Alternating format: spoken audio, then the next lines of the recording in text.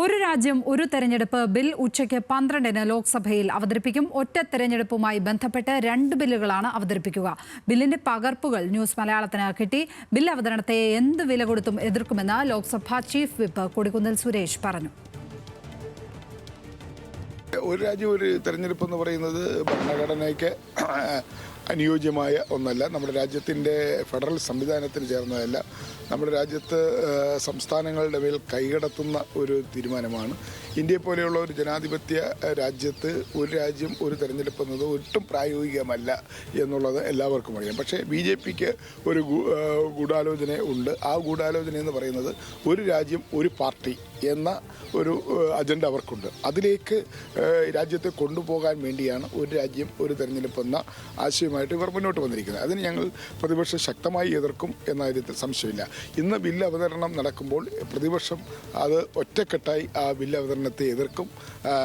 ശക്തമായി തന്നെ അതിനെ നേരിടാൻ തീരുമാനിച്ചിട്ടുണ്ട്.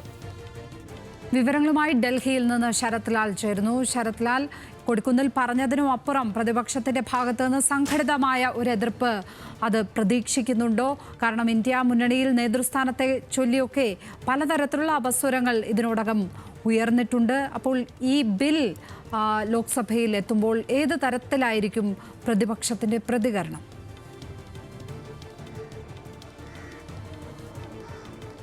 ലക്ഷ്മി, ബില്ല് ഇന്ന് 12 മണിക്ക് ശേഷം ചോദ്യോത്തരവേളയ്ക്ക് ശേഷം ബില്ല് ടേബിൾ ചെയ്യുകയാണ്, അതായത് മേശപ്പുറത്ത് വെക്കുകയാണ്. ബിൽ നമ്പർ 125, 126 എന്നീ നിലയിൽ 2 ബില്ലുകളായിട്ടാണ് അവതരിപ്പിക്കുന്നത്. ഒന്ന് നിയമസഭാ ലോക്സഭാ തെരഞ്ഞെടുപ്പുകൾ ഒറ്റത്തവണയാക്കുക. അതിനുശേഷം കേന്ദ്രഭരണ പ്രദേശങ്ങളായ ജമ്മു കാശ്മീർ, ഡൽഹി അടക്കമുള്ള കേന്ദ്രഭരണ പ്രദേശങ്ങളിലെ തെരഞ്ഞെടുപ്പ് ഒറ്റത്തവണയ്ക്ക്. ഇങ്ങനെ 2 ബില്ലുകളായിട്ടാണ് അവതരിപ്പിക്കുന്നത്. ഒന്ന് ഭരണഘടനയുടെ 129 അനുച്ഛേദം ഭേദഗതി ചെയ്യുന്നു. മറ്റൊന്ന് 1964 കേന്ദ്ര സ്വയംഭരണ ആക്ട് പുനർനിർണ്ണയം ചെയ്യുന്നു. ഈ 2 ബില്ലുകളാണ് അവതരിപ്പിക്കുന്നത്. ഏതായാലും പ്രതിപക്ഷത്തെ സംബന്ധിച്ചോളം ഇതിന് ശക്തമായ എതിർപ്പാണ്. പ്രതിപക്ഷ കക്ഷികളായപ്പോൾ DMK ആയാലും ശരി, കോൺഗ്രസ് ആയാലും ശരി, ഇതിനെതിരെ ശക്തമായ രംഗത്ത് വന്നിട്ടുണ്ട്. BJP സംബന്ധിച്ചോളം ഈ ബില്ല് ലോക്സഭ കടക്കണമെങ്കിൽ 3/2 ഭൂരിപക്ഷം വേണം. അതായത് 364 അംഗങ്ങളുടെ പിന്തുണ വേണം. ഇപ്പോൾ 293 അംഗങ്ങളുടെ പിന്തുണ മാത്രമാണ് NDAക്കുള്ളത്.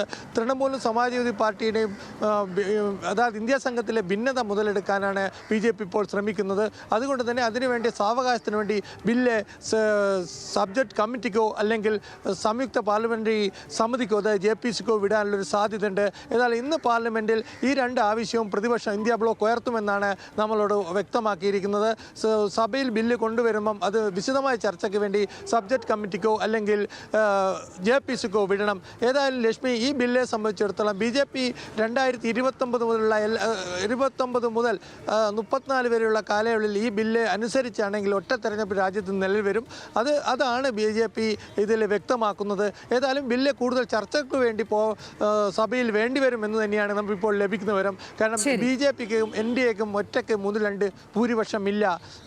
ലക്ഷ്മി, ഒരു രാജ്യം ഒരു തെരഞ്ഞെടുപ്പ് ബിൽ JPCക്ക് വിടുവാനാണ് സാധ്യത. ഡൽഹിയിൽ നിന്ന് ശരത് ലാൽ ചേരുകയായിരുന്നു വിശദാംശങ്ങളുമായി.